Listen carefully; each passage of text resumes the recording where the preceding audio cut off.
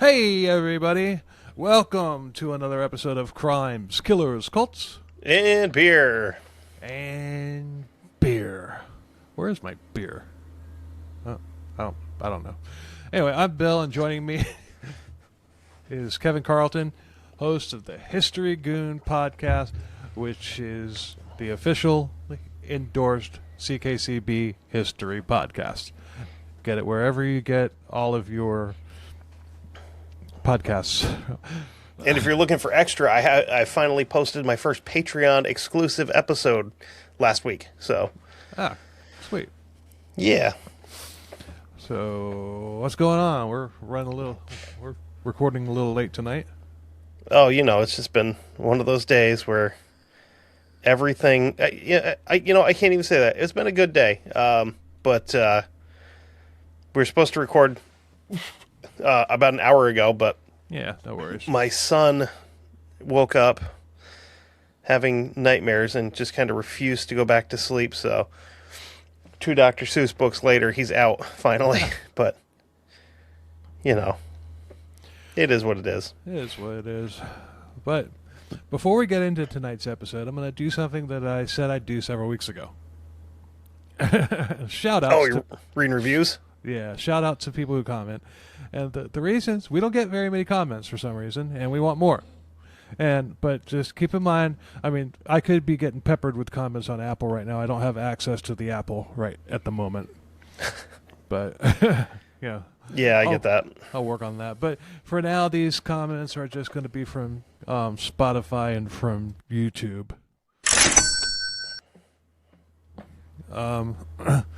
First off, Phil N. It's the letter N. I'm not going to use his last name for privacy reasons. Fair enough. Yeah, but he listened and commented on both Polish Nutjob episodes and the Texarkana Phantom episode. Hey. He kept it short and sweet. Just saying, I like the podcast. I enjoy the podcast. So, you know what? Nice. We'll take it. Exactly.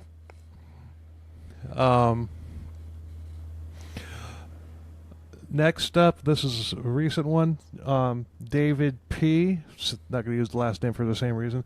On YouTube, he made a comment on the Michael Malloy page, and I just want to say thanks for what he said. He said R.I.P. Todd. So yeah, of course I'm going to add that one. But he said something interesting. He said he heard about episode 1, which is Michael Malloy, on episode 26, which is Larry Hall. So he decided off of what Todd and I are apparently said about it, and on that episode he decided he wanted to go back and listen to it. So, well, I'm interested to hear what you thought on A, because it's our first episode, and B, just because it's such a crazy ass story. Oh my God. One of the wildest, actually. Yeah. And that's one where it's like, it doesn't matter who covers it. It's still a fucking crazy story.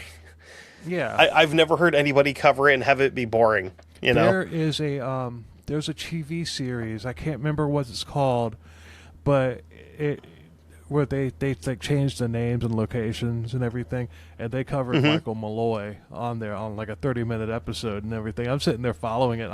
Because I know what's coming next and all that stuff, and plus 30 minutes. I mean, my episode's like 2 hours long. Right. So, but still, it was funny. I asked my daughter. I can't remember the name of the show. This is a couple months ago. I asked my daughter, I'm like, what do you think this is? And she just watched for about 30 seconds. She goes, this is Michael Malloy. You damn right it is. And even though they weren't calling him Michael Malloy. But whatever. And also, E-bitch. E-bitch. E-bitch. Mutual listener. Yeah. Well, apparently, E-bitch is somebody that came to this show as a result of the History Goon podcast. So. You're welcome. You're welcome for the one listener that I contributed to your show. Oh, I'm sure there's more. Oh, I'm sure. But, I mean, she has been binging the entire catalog and everything. She's going to the beginning, she's going to the end, she's going current, she's going in the middle. She's the first episode she listened to was the BTK trilogy, and she tends to do that. I can tell you, like, of the comments that I have just on my YouTube, I would say probably 90% are her. Well, just going through, like, she likes the podcast. She missed seeing our mugs on last week's episode, and I do kind of need to address that. Sorry about that. Something happened with the video. My computer would not write the video for some reason, so I had two options: release it audio only, or re-download the episode, edit it all over again, running the risk that it could still be screwed up, and I would have wasted all that time. So I just decided to release it audio only. Yeah, I can't say I blame you there. Yeah. But anyway, thanks David, thanks Phil, and thanks E-Bitch for listening, and definitely tell a friend, everybody. Tell a friend or an enemy. So. And actually, in some other fun news, I just popped open my YouTube studio thing. I'm at 63,500 views on my page total. On your YouTube page? Yeah. Holy crap. And it's like, I mean, it's mostly on the shorts. Oh, okay. Like 63,000 views on shorts. I haven't done shorts yet. I did a handful of them on Instagram, but that was about it. But yeah, I think that's where the lion's share of my views come. Like 92% of my views on YouTube are from the shorts. But that's good because it pushes people towards, Well, yeah. But the thing is, like, I guess my YouTube channel might not be as engaging because it's not like I don't have background music and they're over an hour long and nobody has the attention span for that, really. But that's still cool. That's a lot more than mine. Yeah, with 83 subscribers, so we could bump those up at some point if somebody wanted to help out. Well, yeah. Well, I've been trying. I got to get people to subscribe to this bitch. I want to hit 100 before the end of the year. Anyway, let's do the episode. This one will be kind of it's dark. Well, it's true crime. They're all dark, but we're gonna have some fun with this one. Now, the question I would raise is: this the kind of person that we can pick on through the episode? Definitely. Perfect. You have my full and undivided attention then. I definitely had to come up with this this one after the horror show that we had last week. Oh yeah. No, and honestly, it's probably a good thing you guys didn't get the video of that because you would have seen me get incredibly frustrated and almost cry. Yeah. So, but I don't know. It sucks when things don't go properly, and that definitely didn't go properly. But, I mean, you asked me that question if we can make fun of him. I got a picture of him sitting on his living room floor with a fire truck, a toy fire truck. And before we started recording, I was like, I'm more concerned with the piss bottles, but you've informed me that they're not piss bottles. They are not piss bottles. You will find out what they are, so put a knife in that. In all fairness, that couch does look fairly comfortable, though. Just saying. Maybe. I mean, I've slept on worse, I can tell you. Tonight we're going back across the pond to good old England, and we're covering Stephen Port. This is a somewhat recent case. He's a British serial killer / rapist who killed 4 gay or bisexual men that he met on gay dating apps like Grindr. He also raped 11 plus men between 2014 and 2015. All 4 of his murder victims were found near his flat in Banking, East London. And 3 of his victims were found in the graveyard of St. Margaret's Church. And you're going to have to wait to find out where the other one was found. So put a knife in that. Okay. The Pink News website, which is an LGBTQ online newspaper, reported that there was a serial killer active in the community targeting gay men. They were right. But the police told them that these crimes were not linked, even going so far as to say that the first 3 men found didn't die under suspicious circumstances. Interesting. They were he could have been caught many times, but the police missed it at every opportunity. Fantastic. Yeah, let's go ahead and get him off of the screen here. Yeah, well, that's a unfortunate-looking human. We could stop looking at him anytime. Definitely. Sources for this episode are mainly the doc, the Grindr killer scandal, a Faking It special, and a little bit of wiki. So let's dive in. Stephen John Port was born February 22nd, 1975 in Southend on the Sea, Essex, England. When he was a baby, his parents moved into Dagenham, East London. Listen. We haven't needed to know how to pronounce any of their stuff since like 1780. And, I mean, we kind of won a war about it, so they can pronounce it however they want. We'll call it what we want. Okay, somebody's feeling froggy tonight. Leicester. Yeah, take that. Well, they could turn it around and say Louisville. Oh, I mean, we don't have to value their opinions though, because we don't. Well, so this guy was born on like butt sex upon Kent or whatever it was. Southend on Sea, Essex. Oh, sorry. He was a loner. He was history goon. I haven't said that in a while. Yeah, it's fine. Come listen to me pick on the English. I don't care. I do it all the time. He was a loner, and he was bullied at school, and he was said to be quite a quiet lad by his teachers. He left school at 16 and got into art college, but that was too expensive for his parents, so he went a different route. He went to a different school to study something else. Take a guess. So he failed out of art school. No, he didn't fail. Oh, it was too expensive. Sorry. It was too expensive, yeah. What would you do after art school? I don't know, honestly. 2 years to become a chef. Okay, fair enough. But I can't believe that this is less expensive than art school. It's probably not much cheaper, if at all. But a chef can make much more than an art school grad. It was probably the parents going, okay, well, this is too expensive because you're not going to get any return on your investment because nobody gives a shit about the arts.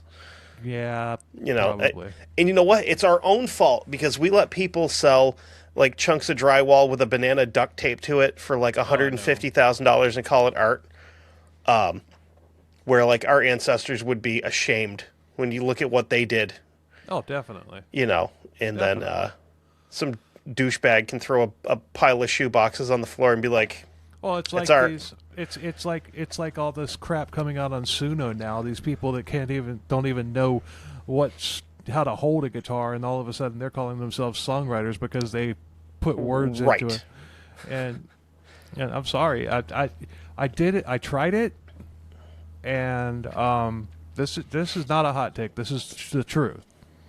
It sucks. I dissected. I pulled I pulled the stems out, and I listened to them individually. It sounds like hot garbage. You can't separate the stems. It's all one mishmash. Yeah, it's all one mashup together. There's no separating anything. And when you start, no real musician is going to say, "Hey, listen to my AI song." Right. So, like, how would it work? Would it be more acceptable if you were like your situation where you can play regular guitar, you can play bass?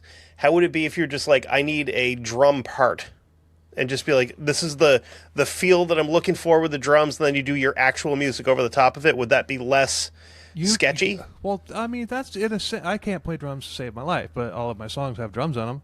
Correct. I used a drum. I used a drum program where, right, and all the samples that are on there are actually played by a real drummer.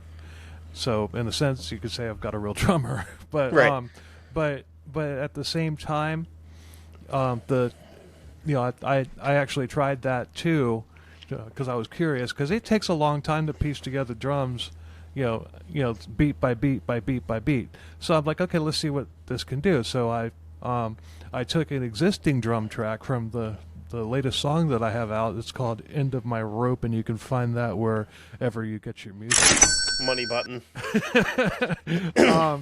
Well, I took the drum part out of that, and I uploaded it to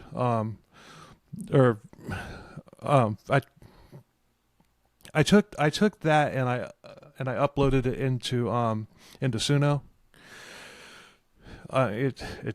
It's garbage. I mean, it couldn't even make a good sounding replica. Oh shit! So it's really like terrible. Yeah. Now I'm not gonna lie. Some of the the songs that come off, to somebody that doesn't know, somebody that's never been in a studio is gonna listen to that and think it sounds good. And and I'll be honest, it does. It sounds good for what it is. But we're talking about the difference between HDTV and VHS. Fair enough. Yeah. Anyway, hashtag, but I digress. It needed to be said, though. Yeah. Neighbor said that Port had a peculiar and childlike personality and was displaying odd behavior for a grown man, like playing with children's toys outside. Yeah, I mean, if you're a grown-ass man playing with, like, Matchbox cars by yourself, unless you're doing it on the internet, because there's a guy that I follow that his entire, like, YouTube thing is he builds, like, Hot Wheels tracks and does, like, distance testing with different cars and shit. That's fine. And he's probably being paid by Hot Wheels to do it. I would imagine he's making money doing it, yeah. Right, so, but, no. A neighbor of his invited Port over for a party. He had found a toy fire truck, and he gave it to Port as a joke. And Port sat down on the floor and tuned out everything that was going on in the party and just pushed it around on the floor like a child would. I could sit there going, wee-oo, wee-oo, wee-oo, all over the place. Then he stands up and pisses on the couch. It was on fire. I had to put it out.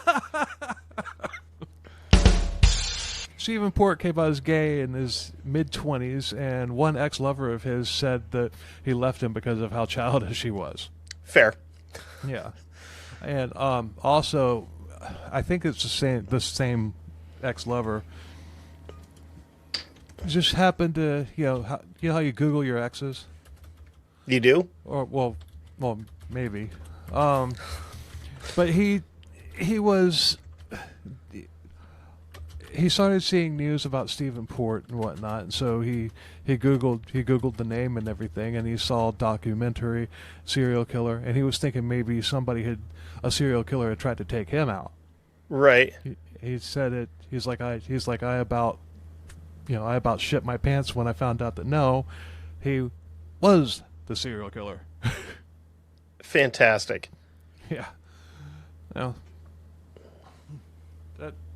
that's kind of a really weird feeling, and well, the other one that I just recently had happen, which was very odd for me, was I've spoken out about how I feel about online dating, but I continue to use it because there's no other options for me here.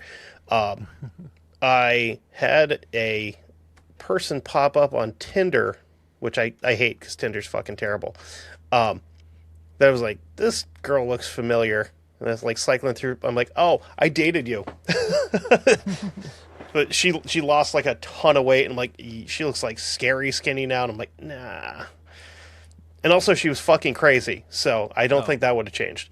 Oh, I was gonna say beggars can't be choosers, but no, I ain't that desperate yet. Not that desperate yet. I can. Well, keep in mind, you're talking to somebody who's now with somebody who 25 years ago tried to feed him to a serial killer. Fair, but how many times did you pick said person up from a random stranger's house on a Tuesday night? Never. I can count on, I don't know, almost both hands. Oh shit! I'm sorry. Yeah. No, it's all good. I have a type, and it's brunette and insane, seems like, so. But Port lived with his parents all the way into his 30s, and when he finally moved into a flat in Barking, London, where he got a job as a chef at Stagecoach Bus Depot.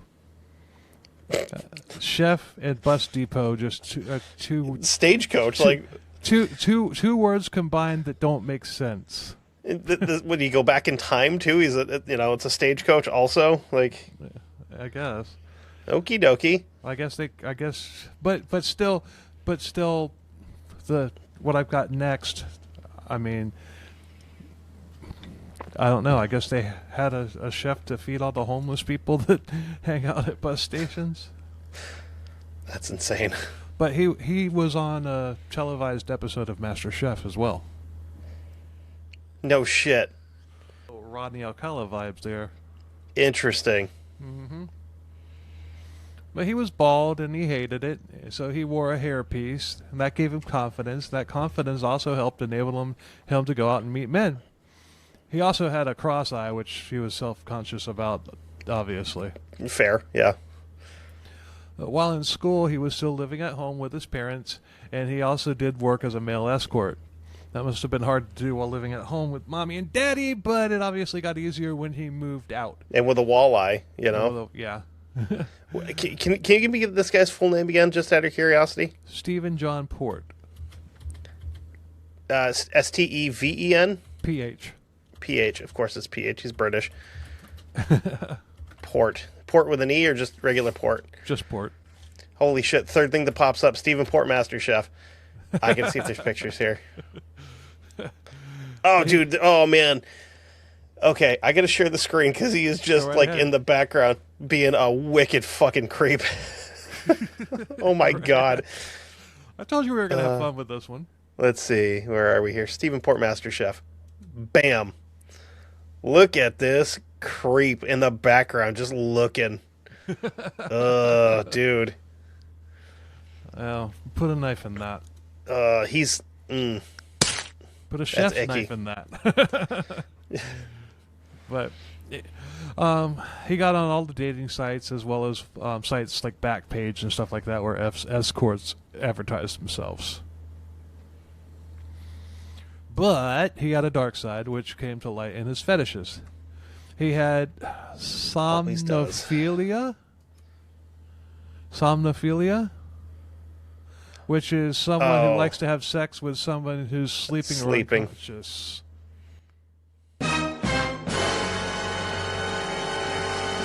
Hello, Jeffrey. How are you? Right?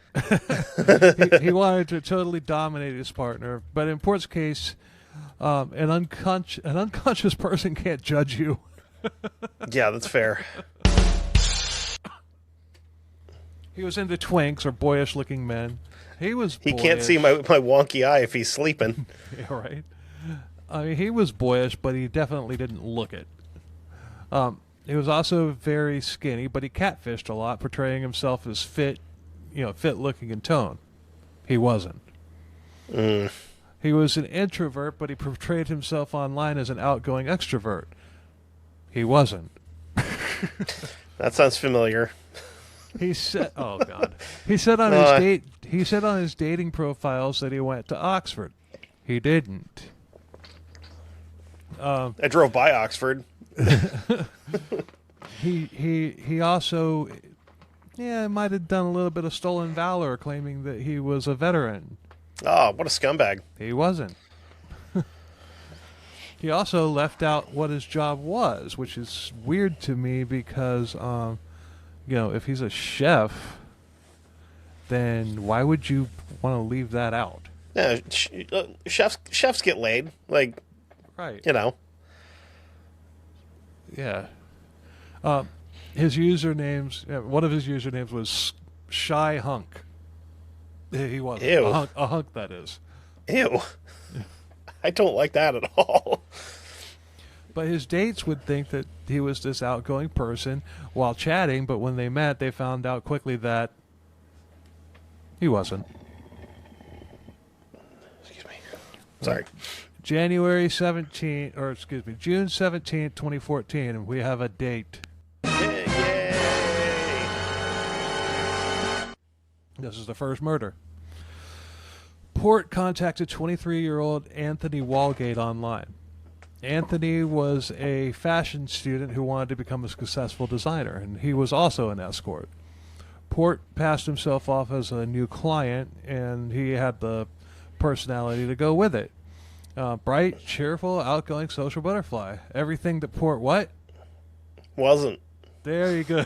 Yeah. You're catching on here. I love when I just come up with something ongoing like that. Walgate wasn't shy about his escort work. Whenever he would go meet a client, he would tell his friends where he was meeting and where they would be, which it's what you're supposed to do when you go on any online date. Yep. Whether you're paying for it or not. Well, you're paying for it one way or the other. Well, the thing is like, as a dude, people are like, you're fine, whatever. Right. You can defend yourself, right? You know? Yeah, but if you're an escort, then definitely, especially a gay escort, then, I mean, what? Yeah. Yeah. Because, like, as a fairly large man, I've never had to be like, hey, I'm going on a date with a girl, so if I don't show up back home, this is where we're going. Well, unless you were going out with China. Yeah, like, but that's more like the death by snoo thing. You don't tell anybody, you just die like a man. Oh man, I saw a Facebook. Speaking of snoo, I saw a Facebook thread. It was talking about the saddest TV death, and you would know how many people listened to Seymour from Futurama. Oh yeah, that's a huge one. Yeah, that dog. Man. Oh my god. Yeah, I can't watch that episode. Like when I go back and watch Futurama, I skip that one. Oh, do you remember when the Futurama did a crossover with The Simpsons? Kind of. There's this scene where, where Fry and Homer are walking down the street and everything, and they walk right past the restaurant, and Seymour's sitting right there, walks right past him. I was just like, damn it. Old wound reopened. Oh, God. Yeah. But Port paid Walgate £800 to come stay the night with him at his place. Want to take a guess at how much £800 is in the U.S. dollars? I want to say it's like 500 something now. Oh, you're way off. No? When I wrote the notes, it was currently $1,081.02. God damn. That's some expensive man butt. Like, holy crap, dude. Port drugged Walgate with GHB and raped him. Yikes. He had overdosed him, and Walgate died as a result. Son of a bitch. Yeah. Port didn't know what to do, so he went to work the next morning with a corpse in his flat. Jeffrey Dahmer again? Jeffrey Dahmer, Ken and Barbie. Yeah. When he came home, I mean, partly Ed Kemper, except that was just, parts. Yeah. I went to see my therapist with a girl's head in my bowling ball bag. Ed Gein. Big fucking goof. But Port didn't know what to do, so I already said that. When he came home, he came up with a plan. Take a guess. We got to dismember this guy. No. No? No. Early the next morning, as in 4 a.m. on June 19th, Port called 999 and claimed to be just passing by and happened upon a young man who was propped up against a wall unconscious. Leave him there and then don't call. Let somebody else do it. Right. So Idiot. He had also planted a bottle of GHB on Walgate. He had literally propped Anthony Walgate up against a wall outside of his own flat. Moron. What an idiot. With a bottle of GHB that probably has his fingerprints all over it. Well, put a knife in that. When the 911 operator asked for the address, Port just said he was just going to get into his car. The operator asked him for the address again, and Port hung up on him. The operator called back asking for more information, and Port got evasive and said that, I've just driven off. The operator pressed him, And Port had actually given 2 different addresses. He was finally able to get off the phone, and that was it. It's just bumbling idiot. I mean, would have been better off just not saying anything. Yeah, he kind of makes, old Bumblebutt look smooth. Yep. Anthony's friends knew where he had been, and the police brushed it off. Family members were also saying that ODing on the street wasn't like him, and they suspected foul play. Nothing to see here. Yeah. Move along. Anthony's underwear was on backwards and inside out. That's normal enough. Let's go have a pint. Yeah. Who's never put their underwear on backwards before, Oh, yeah. You go from a pee flap to a poop flap. The fact that he was studying to be a fashion designer, nothing to see here. I mean, that's just a choice at that point, Maybe he's trying to make a difference. Maybe he's making a statement. Maybe he's trying to bring back Criss Cross and make that go huge. Oh, man. Oh, dude, if you remember Criss Cross, your legs hurt when you wake up in the morning. They do. I know, me too. I can't jump, by the way. No. One of those memories that you just go, oh, man, my spine. They did contact Port and interview him, but they believed his story and they let him go. It should be noted in the story that Port said that he and Anthony were lovers and that he had found him in his bed dead. He panicked and put him outside. So he stupidly changed his story. At first, he was just he's been recorded saying that he was just walking down the street. Yeah, and here I come, walking down the street. Oh, look, there's a dead guy. Something that rhymes with heat. Pick one thing and stick with it. Hey, I'm a dumbass. It's like, Jesus, clearly he's not the smartest. He's not the smartest tool in the shed, Correct. But still, you got to be not. But his first story was recorded as all 999 and 911 calls are. Yeah, but they did nothing, and this was 2014. These cops may as well have been the cops that worked the Jeffrey Dahmer case. Yeah, and I mean, honestly, I follow a lot of stuff with British court cases and stuff. If they had arrested this guy now, he wouldn't have probably even gone to court. They'd have been like, well, sorry, be gone, and just turned him loose. Had he posted something mean about anybody on Facebook, on the other hand, 18 months in prison, which is insane. Nothing to see here. They're just gay dudes. Nothing to see here. I'm sorry, I missed that. I was trying to fix my hat. I said, they're just gay dudes. Nothing to see here. Yep. Well, it's like the Jeffrey Dahmer one. They're just they roll up and there's that teenage boy running around and Jeff comes out. He's like, that's my boyfriend. And they're like, ew, gays, take him. Yeah. We don't want to touch that person. Ugh. But hold on. That's not entirely true. They did charge him with something.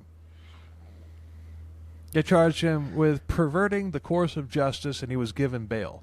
Well, they had the first 7 letters of that correct. But they just didn't give a shit. He was just a gay druggie. Port changing his story and lying about it should have been an open and shut murder case. Yeah, or at least a negligent homicide. Manslaughter, whatever. A prosecuting attorney would have been salivating at this case, and the next 3 victims would have still been alive, and Port would have been in prison. Yeah. Welcome to the justice system, though. I mean, that picture that you put up of him on MasterChef. Mm-hmm. You were looking. He was a murderer at that point.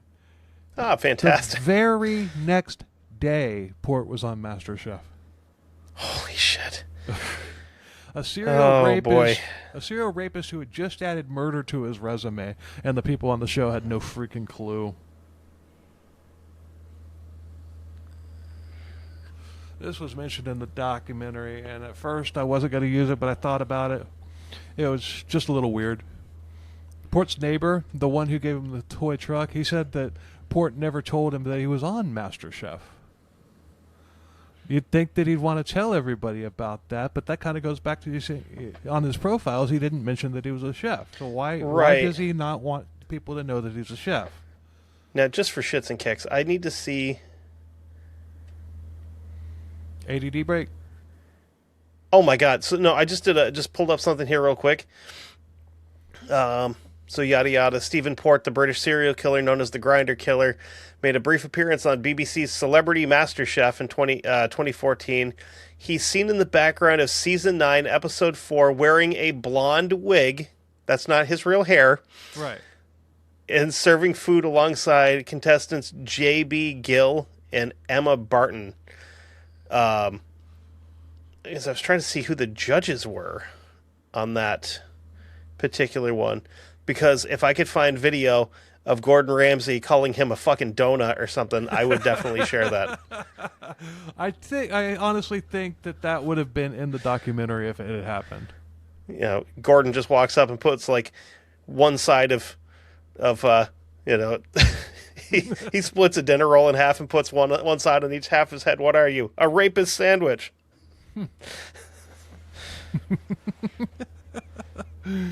Oh shit! God, fucking Gordon Ramsay's fantastic. Yeah. August 23rd, 2014, Port was still out on bail. 22-year-old Gabriel Kovari had moved from Slovakia to London. He had found a roommate, but soon moved in with Port. Port sent his neighbor a text saying, "Hey, come over and meet the new guy." The neighbor went over there and met Gabriel. He said Gabriel was a nice guy. He was smart and he was an artist who had come to London hoping to find success. Smile that lit up the room. He had high hopes. But when Port went to the bathroom, Gabriel whispered to the neighbor that Stephen Port wasn't who he thought he was and that he was not a nice person. Why wouldn't you run? Oh, Jesus. Yeah, the neighbor later found Gabriel on Grindr and messaged him that if he wasn't comfortable with Port, he could just stay with him a few nights.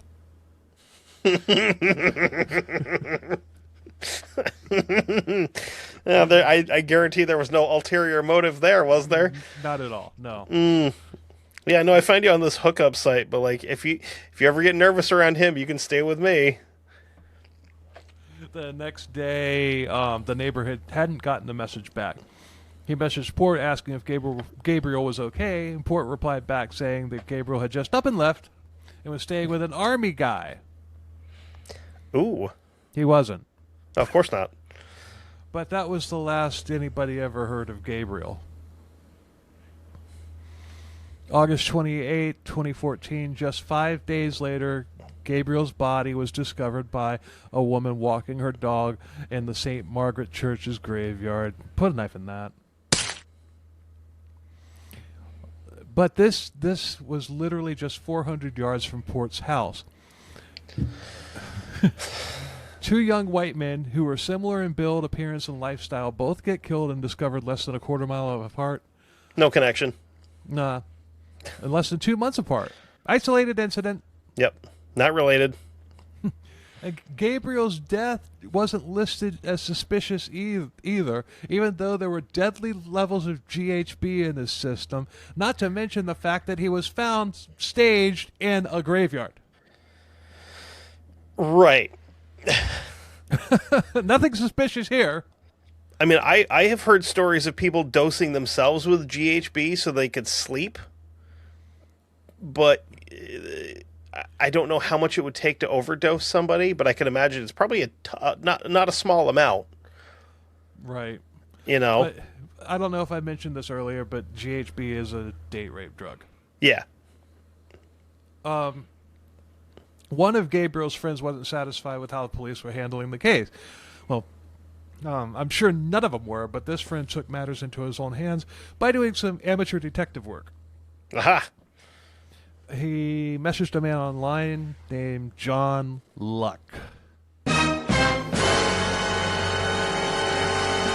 John Luck? John Luck. Okay, that's not real.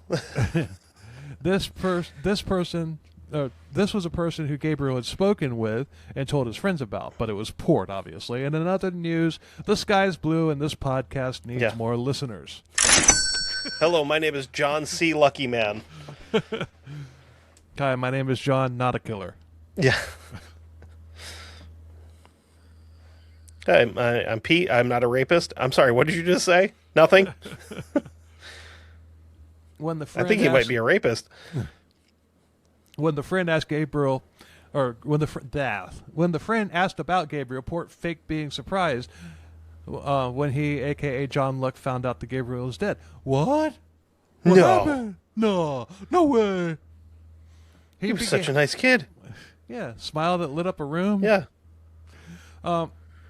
He began spinning a scary tale saying that Gabriel liked older men who could supply him with drugs. He liked participating in orgies with lots of men at a time.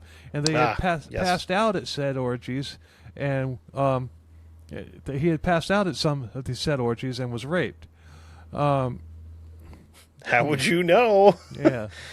He said that some of these parties lasted 3 days straight and that they'd given them shots with cocaine in them, and that he was present at one several days earlier, and that was the last day that Gabriel was seen alive. And I'm just kind of curious, is Diddy the one hosting these parties?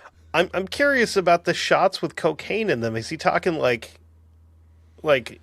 intravenous cocaine, or is he talking like somebody handed you a shot of whiskey and like rimmed the glass in cocaine? That's what I'm thinking. Huh.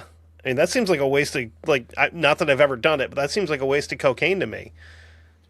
Well, yeah, you're right. You just made me think of that scene in Crocodile Dundee where he takes the coke and pours it into a bowl with hot water and sticks the guy's head in it and puts a when he walks into the bathroom and saw the guy snorting coke, he's like, "Nah, mate, that's not how you do it. Come on, just breathe it in. That's not a line. The vapor. That's a line." But you didn't even laugh at my question when I asked if Diddy was the one hosting the parties. No, I was thinking. I was like, where? How does this whole cocaine thing work? Because this seems, I don't know. It just seems odd. But also, you didn't mention anything about excessive lubrication. This is true. But if he was, fuck it. This is a true crime show. If he was passed out and was being passed around, then yeah, lube is implied. Yeah, and required, I would imagine. This is fucking gross.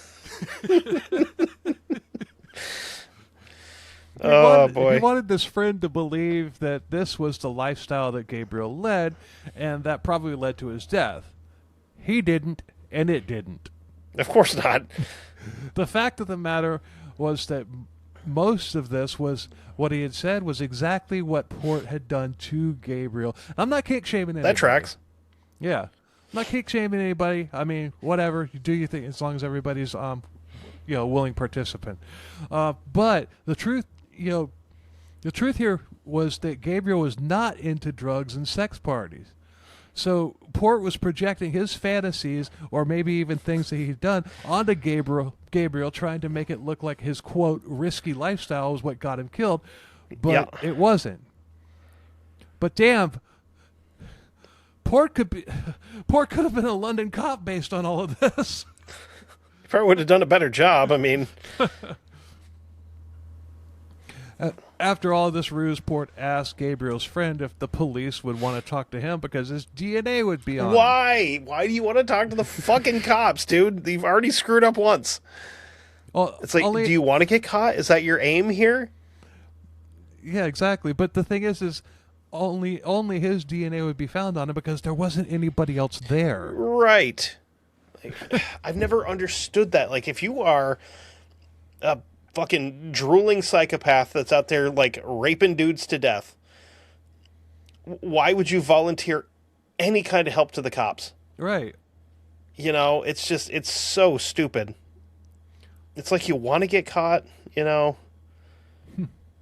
you feel bad that you're doing this and you're trying to give up without actually giving up? What's the game plan here? It doesn't make any sense. Right. But September 19th, 2014, just 3 weeks after Gabriel's murder, Port, still out on bail, probably smirking at this point. He's probably thinking he's a criminal mastermind at this point. He met another young man online, 21-year-old Daniel Whitworth, a fellow chef from Gravesend in Kent. He had been chatting online with Daniel for about a month before meeting in person, so he first hit him up a week before he killed Gabriel. Jesus. Just lining them up, you know? Yeah.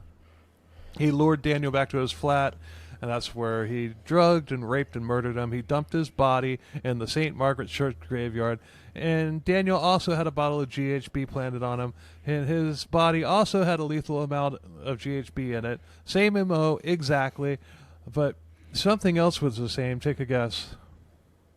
Same posing? No. Well, maybe. Or something else.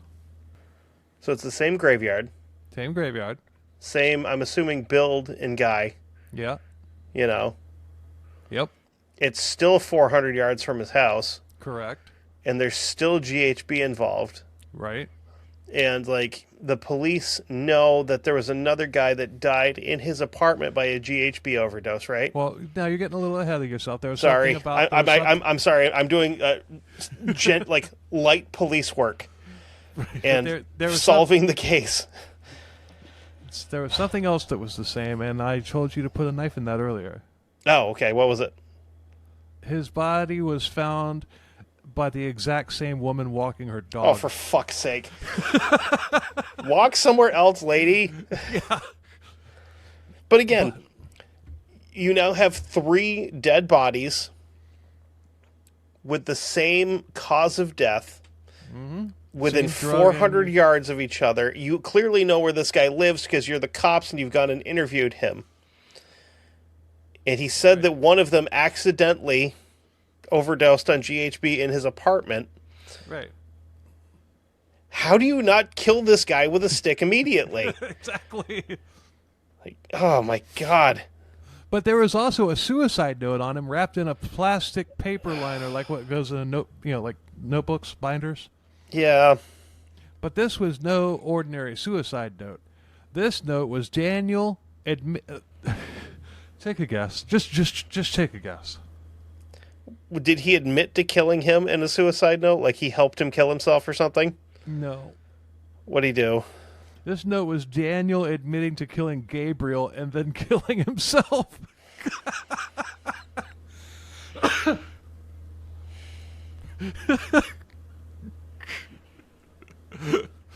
And these cops and their stupid helmets just went, this tracks.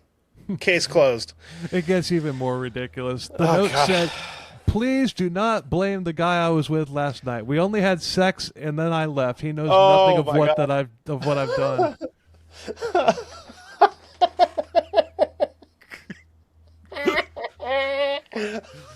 Don't worry, I've cleared myself of all wrongdoing.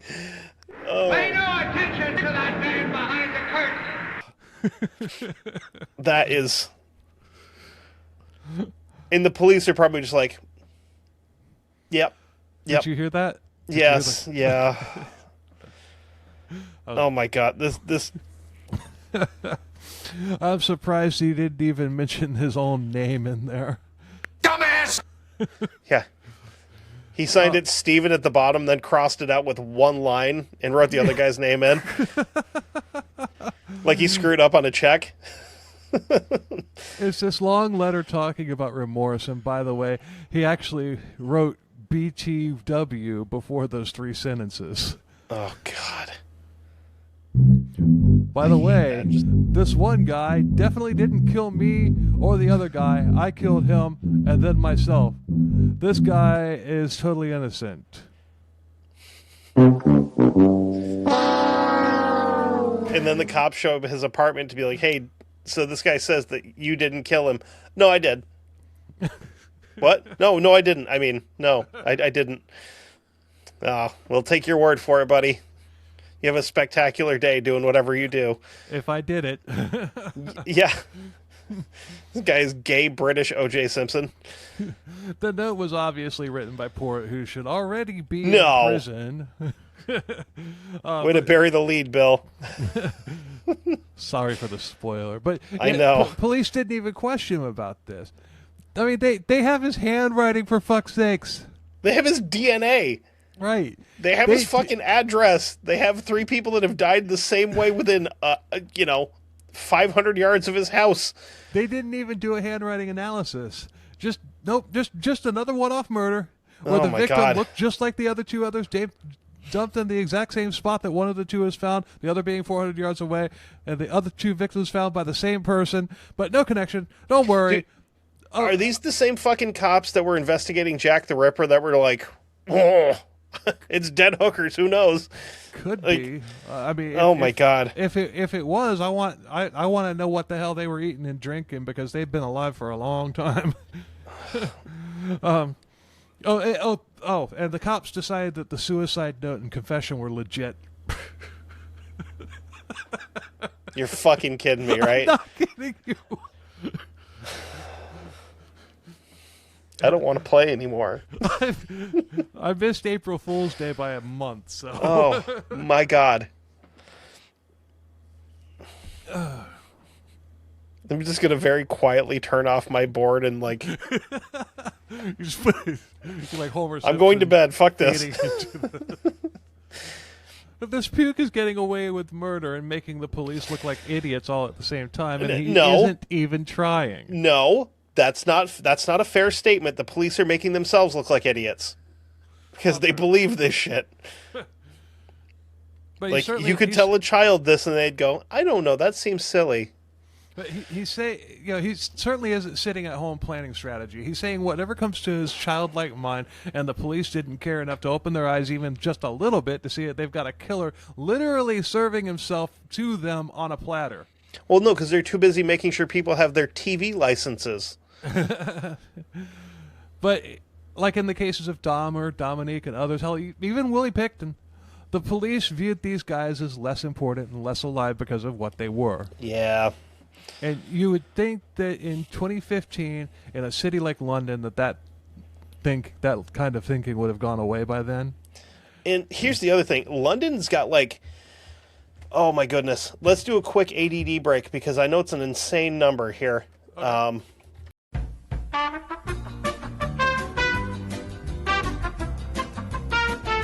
So, estimates suggest there are approximately anywhere between 690,000 and 940,000 CCTV cameras in London alone. Oh, I'm getting to that. And it's like, dude, Barney Fife would be like looking at this and going, I don't know, Andy, I think we might have a murderer. After he fucking super glues his gun in his holster again. By now, pretty much every member of the LGBTQ community knew what was going on. Friends and family of the victims were shouting in the streets about it, and the LGBTQ websites were writing about it as well. And you have to believe that even lots of straight people were aware of it and pissed off as well. Yeah. Another guy that this brings to mind, I'm not sure if you've covered him yet or not, is Herb Baumeister. I haven't done Baumeister yet. Yeah. Well, when you want to, let me know. I've got an absurd amount of notes. Okay. Yeah. Have to have you take lead on that one. Yeah. Maybe we can do that one next week. I don't know. It's much of a. I think we did that in like 3 parts on Dark Windows, but we can probably knock that down a little bit. But yeah. He was such a weird dude. Yeah, he was. But on March 23rd, 2015, Port was finally arrested. No. But don't get excited. Let me guess. There's still one more victim. This arrest was for lying about how he found Anthony Walgate's body. He spent 2 months in prison, and wouldn't you know it, a little while after he was released, he met a brand new guy, 25-year-old Jack Taylor.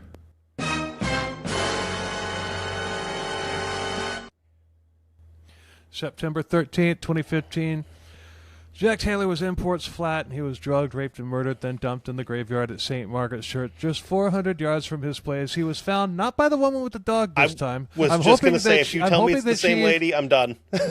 I'm hoping that she picked a different walking route by this time. But he was also full of GHB. Never heard that one before, have you? Nope, not even once. But he didn't have a bottle of GHB on him. He had a syringe in his pocket. He had a bottle of GHB up his ass. The police surprisingly didn't link this to the 3 other murders either.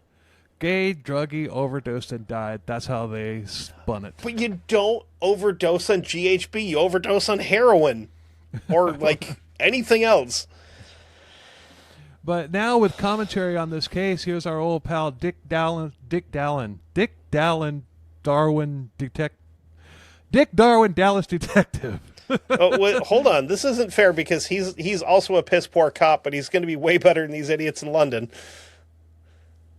Put a knife in that. Hello, everybody. Dick Darwin here, Dallas detective.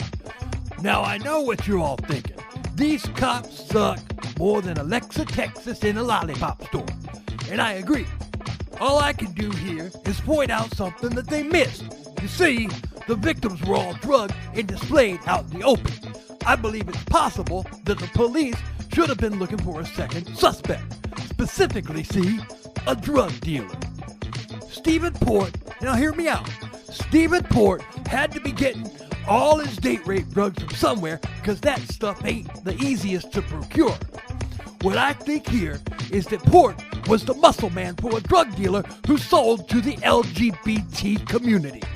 If a customer didn't pay, the drug dealer calls old Stevie Port, who makes them think that he's taking them out on a date when it's something else entirely. I believe this is called tuna fishing. Everything else is fine when Port upends the status quo and demands the owed money, you see. If the customer can't pay, Port drugs them and kills them to send a message. So I think in addition to the killer, which is Port, the police should have also been looking for a drug dealer. Dick Darwin, Dallas detective, signing off. Thanks once again for having me on your show. Thanks, Dick. I mean, it's a better theory than what they've got. You're right. You know? But Jack Taylor's family called bullshit on Jack being a druggie. Jack was not only not a druggie, he was as straight edge as wrestler CM Punk on a tightrope. Sorry, I was just channeling my inner Dick Darwin there. I mean, No, it's all good. I that's a reference I understood, so that's fine. Jack hated drugs. So did CM Punk for... Still does. Yeah. Really? I haven't watched wrestling in years. I tried to when the whole John Cena turning heel thing, but I got bored with it really quick. It didn't last long because they're just like, we brought The Rock in to make John Cena an asshole, and then The Rock just fucking disappears. So now we have to let him be an asshole on his own, and it just wasn't working. He's not an asshole. No. But there was CCTV footage of Jack and Port walking quickly down the street the night of his murder. At this point, they didn't know about Port being the guy, but the footage was there of the two of them, and Jack's family was hoping that it could identify the man who was with Jack. Yeah. How the family got access to it, I don't know what they did. But the security footage? Yeah, but like you said, it's everywhere. I mean, it might be public record. You might be able to request it, like a FOIA kind of thing. I don't know. Why don't you ask your boss? For with like the 911 call stuff? Yeah, he might. Yeah, that's all public record stuff. Yeah, but he might also know if CCTV footage is. Yeah, give him a call. Let's get him on the air. So, like, here it might be, but in England, like, they're so weird with shit. You would probably have to, like, send in, like, a blood sample and all that crap to get anything like that. Hold on, actually. Hey. You've still got the sound on there.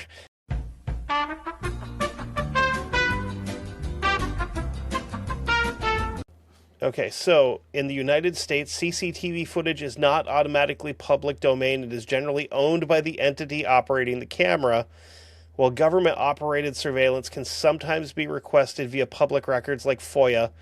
So CCTV footage is not in the public domain in the UK. It is considered personal data under the UK GDPR and Data Protection Act of 2018. Recording public spaces does not make footage public. Its use is strictly regulated, generally limited to security, and only accessible to individuals captured. So, if you are seen on CCTV footage doing something, you can request it. Like if you, I'm assuming, I don't know, if you got assaulted by somebody in the street and you needed it for like proof that you actually got beat up, you could probably be like, hey, I was here at this time when this random assortment of teenagers beat the shit out of me. I need the footage for my boss so I don't lose my job. But and the only other people that can get it are the authorities. So. Okay. So like I said, I don't know how they got it. Yeah. Unless the police got it and they're like, hey, is this your guy? You know? But, yeah, maybe. Jack's family wrote down all of the similarities between Jack's murder and the other three that were to this point completely and totally unknown to the police or anybody else. Nah. They wrote. No, that was a joke. I was okay. It's like, fuck, have they not figured this out yet?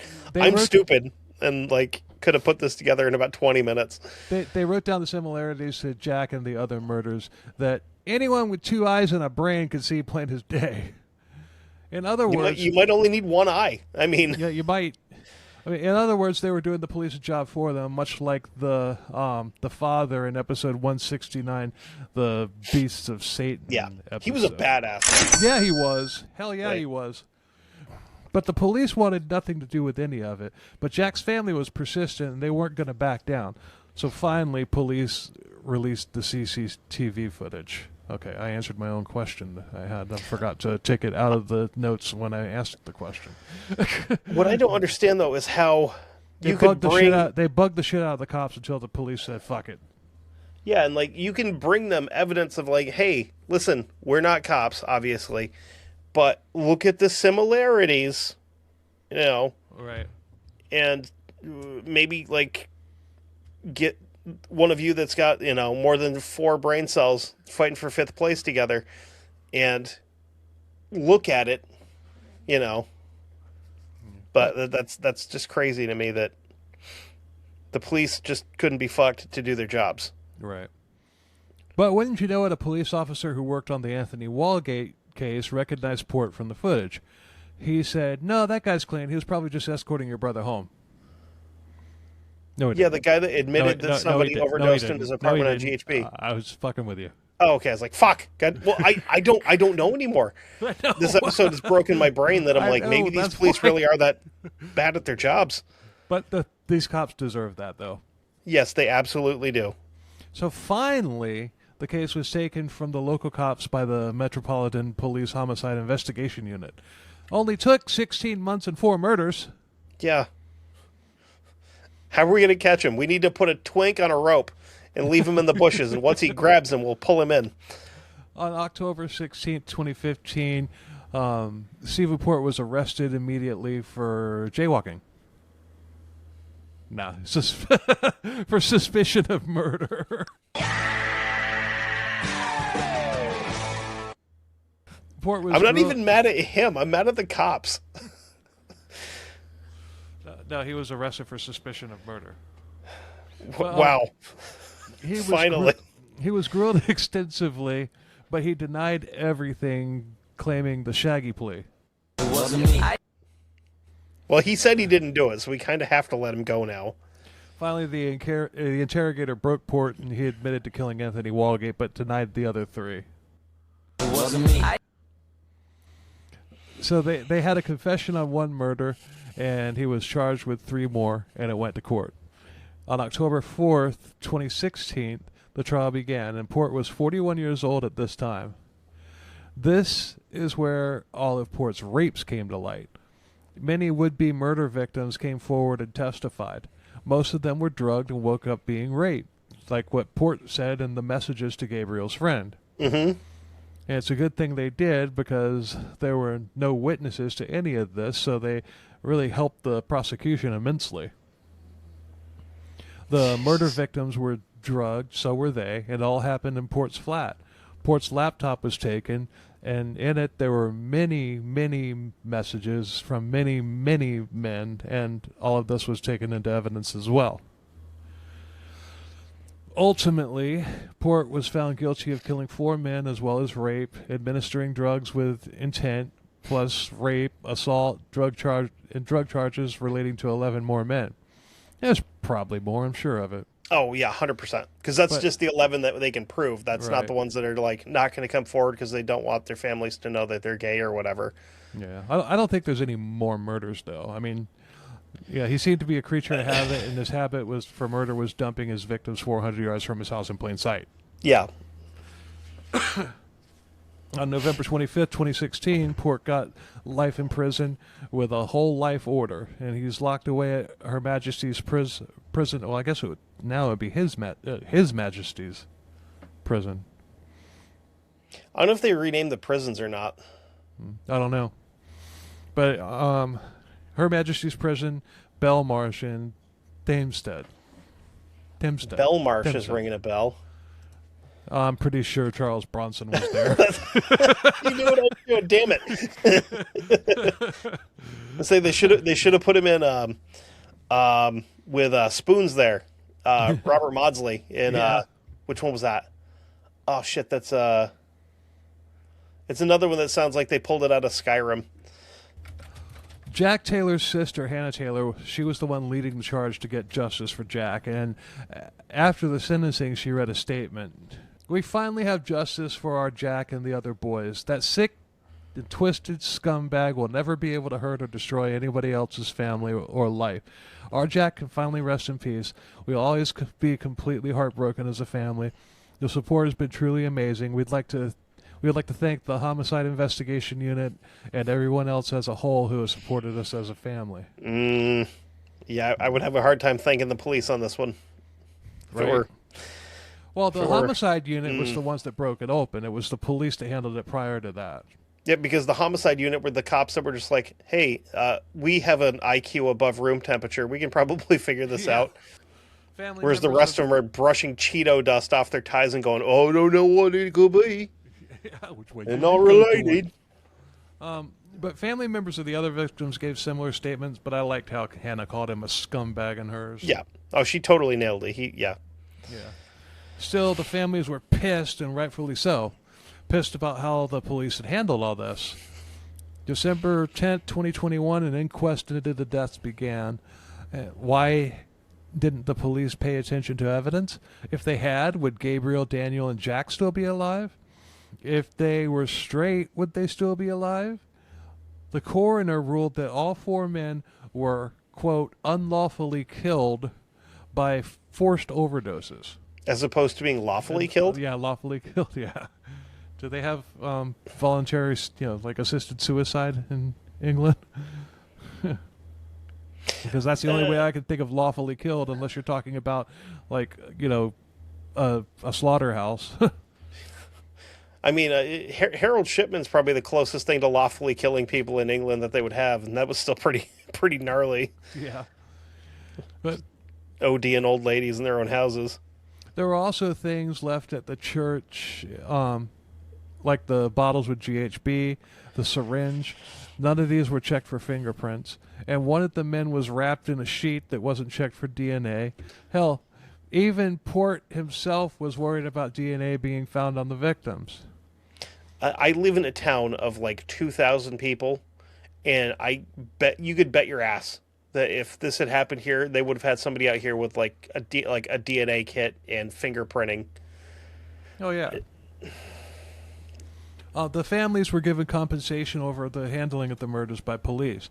I couldn't find what that compensation was. Doesn't really matter. The inquests came back with open verdicts. The open verdict is an option to open coroner's jury at an inquest in the legal system of England, and the verdict means that the jury confirms that death is suspicious but is unable to reach any other verdicts open to them. It sounds like a bunch of frickin' horse shit to me. Yeah, it sounds like they're talking out of both sides of their mouth, Right. trying to, like, it's double speak. We're trying to confuse Right. you. So the investigation's still ongoing. In August 2018, Port filed an appeal on his convictions. In November 2018, his appeal was used as cage lining for a parrot on a black beans and cabbage diet. No. But his appeal was denied. Good. In 2019, Gerald Matovu, Matovu, he was known to have supplied Port with the GHB used in the killings and was arrested and later convicted in the murder of actor and businessman Eric Michaels. He was sentenced to life imprisonment with a minimum term of 31 years. He was using similar methods to Port, and Matovu had targeted Michaels on Grindr and had given him a fatal dose of GHB. So maybe Dick Darwin was onto something? Maybe, but I don't think so. I think Oh, it's more incidental contact than anything else. But, yeah, so old Stephen Portapotty is not getting out ever, and he'll die in We'll prison. see. The British justice system is insane. Who knows? Because like that, since theirs is based on the British system. I don't know if you've ever heard of the Wendigo murderer up in Canada. Mm-mm. So this guy like snapped on a bus and killed this dude, cut his head off. Oh, yeah. Okay. He was in prison for like 10 years. And they're just like, he's fine, and turned him loose. You know. Wow. But yeah, I mean, and if you look hard enough, like, yes, you can find the crime scene footage. If you look I hard don't enough, wanna there's see it. video. I don't want to see that either. It's bad. Like There I've is. seen the crime scene pictures of like them trying to reassemble this man's face. That not great. Yeah. Not great. I would say so. Yeah. But anyway, but that's what I got. Okay. So, note to self, if I'm ever going to become a serial killer, I need to do it in this one particular part of London because the cops are medically stupid, would be the most polite way to put that. Or Dumbass! You know, I thought you were going to let me say the other one. I was like, ooh. shit. Oh man.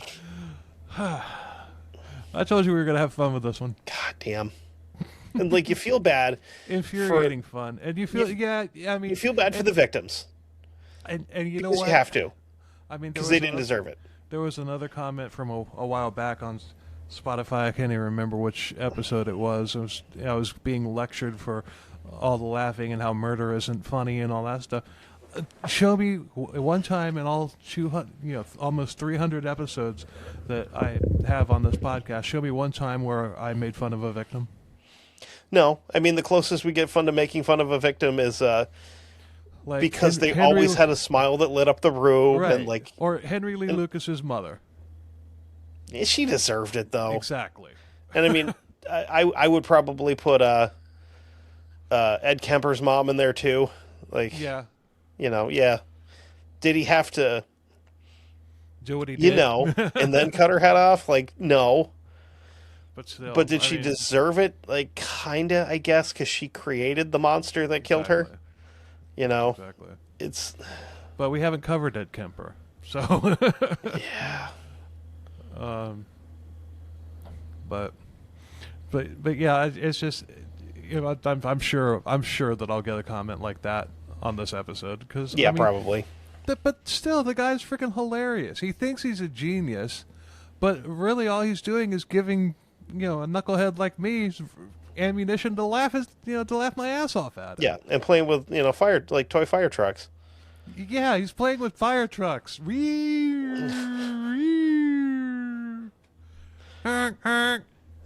Ladder number 22, reporting.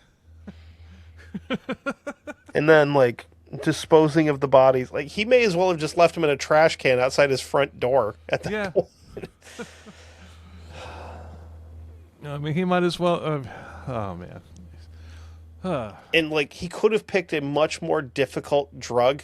I'm sorry, a much easier drug to overdose people on. Because I'm sure, like, I've never been to London or England in general. I'm sure they probably have just as bad of a heroin problem as everybody else does. And you can get heroin, pretty damn cheap. You could just, Yeah. But it's anyway. like, he has the GHB because he's already using it. So, I don't know. Like, Well, I think that's the closest Dick Darwin's ever been to getting one right. yeah, it seems like it. In all seriousness, I had written that before I got to that part, and when I was writing the notes, I was just like, "Oh shit!" Oh, damn it! You got one. Dick Darwin got one right, kinda. But And when he gets one right, that means that you're doing some pretty not good police work. Yeah. But Jeez. anyway, thanks a lot for listening, everybody. We appreciate the hell out of it. Please like and subscribe and follow YouTube page, comment, whatever streaming platform you use, Apple, Spotify, iHeart, Amazon, whatever, MySpace, I don't care. If you can find us on MySpace, follow us there. If for the low price of $10.99 a month, Bill will send you episodes of this on cassette. Right. I hear, Yeah. We'll burn it on CDs. And then record it onto a tape. Oh, hell yeah. We'll get, like, analog podcasting. Yeah. Here's disc 1 of 3 of this guy. You do realize that Todd and I were podcasting long before podcasting was a thing. Oh, yeah? After band practice or after shows, we go back to his house and drink beer, and we just sit around talking shit about, like science fiction movies and TV shows or whatever the hell it is. We just sit there going back and forth, and everything. And it got to the point to where people were wanting to come over and just to listen to us talk, and it's like, if we had just had a freaking boombox sitting there recording the shit on cassette tape, we could have been the first podcast. Well, that's how my old show started, was just me and my co-host driving around talking about weird shit, and then eventually they're like, we could just record this. This was also 1998. Yeah, that's fair. Yeah, you would have had to have one of those... the Wayback Machine. What was it called here? Hold on. One of these fellas here is what you would have needed, realistically. Come on. I always wanted a talk boy. Oh, Remember that thing from Home Alone with the boom mic that came out? Oh, man. And now that I'm a grown-up, I can't justify spending $1,000 on one. Damn. Or even $100 on one on eBay. Oh, especially this one. Deluxe Talkboy Home Alone 2 recorder. Works, but read description. Let's see where this goes, shall we? Just for shits and kicks. Let's see. Where's the description? Oh, no, we got to go into the actual thing here. Of course. Give me the link. Open up. eBay, right there.